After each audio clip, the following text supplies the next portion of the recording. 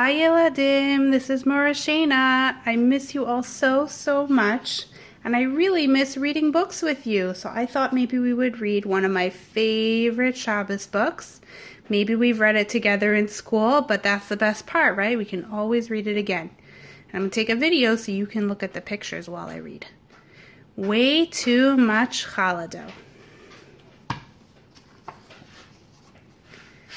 Hi there, I'm Mindy. Guess why I'm excited?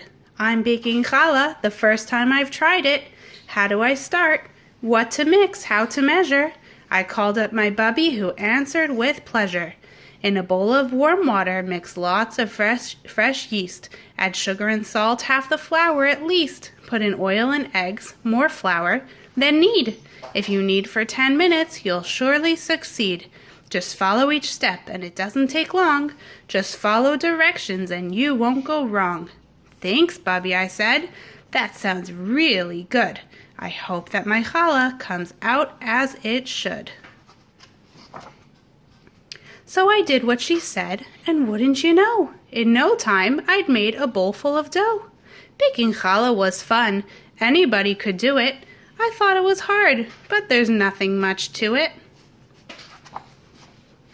Just then the phone rang, so what could I do? My hands full of dough were sticky as glue. I washed them so quickly to get off that stuff. I scrubbed and I rubbed, but not fast enough. So back to the dough. It was still kind of lumpy. The dough hadn't changed. It was sticky and bumpy. I looked in the bowl and I started to doubt. Had I done this correctly or left the yeast out? Without yeast, the challah dough simply won't grow. So I added some yeast right into the dough. Right then I heard ringing. The doorbell was chiming. Just look at my fingers, what terrible timing. I knew it must be the delivery man. When I got there, he'd already left in his van. So back to the dough, but then I forgot. Did I add all the yeast? Perhaps I did not. Well, that's easy to fix. We have plenty of yeast. I guess it can't hurt if the yeast is increased. Then I kneaded that dough, just like Bubby had said, till my shoulders were sore and my face was all red. It was time for a break. I stared down at the dough, and I tried to tell if it had started to grow. I watched as it lay in the bowl like a blob. Maybe this yeast wasn't doing its job, so I added some more of the yeast, just in case, hoping that this would help speed up the pace. Would that dough ever rise? Well, I'd sure done my best. Now I had to lie down for a 10-minute rest. And while I was resting, and without my knowing, the challah dough in that bowl just started growing. The bowl I had picked for its very large size overflowed with fresh dough that continued to rise. I took out a much bigger bowl for the dough, so it would have more than enough room to grow. Oh no, I cried out, it's reaching the top. I could see that the dough wasn't ready to stop. I emptied the huge bowl right into the sink. That's just got to be the right size, don't you think? No. But that dough kept on rising each second, each minute. I must have put way too much extra yeast in it. The sink was too small, I had no time to lose. The toy box was bigger, so that's what I'd use. I cleaned out the toys from the box in a wink and plopped in the dough that I dragged from the sink. The toy box was big, it had plenty of space. At last, I had thought of the most perfect place. Nuh-uh. But a few moments later, I saw I was wrong. The dough was still growing. I didn't have long. In shock, I sat down on a 3-legged stool. And that's when I spotted my old kiddie pool. I tugged at the dough and I got it all in, but it rose even higher, right up to my chin. Dough covered the couch. It rose up the wall. I had to get help, so I made a quick call. Bubby, please come, I said into the phone. I don't think I can handle this dough on my own.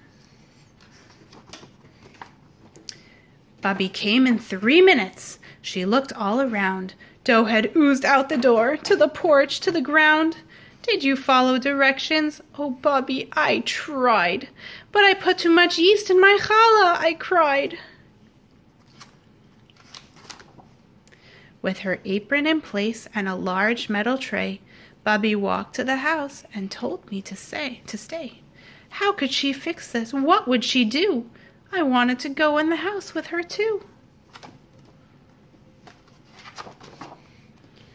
But I followed directions and stayed in the yard. I wondered and waited, and boy, was that hard.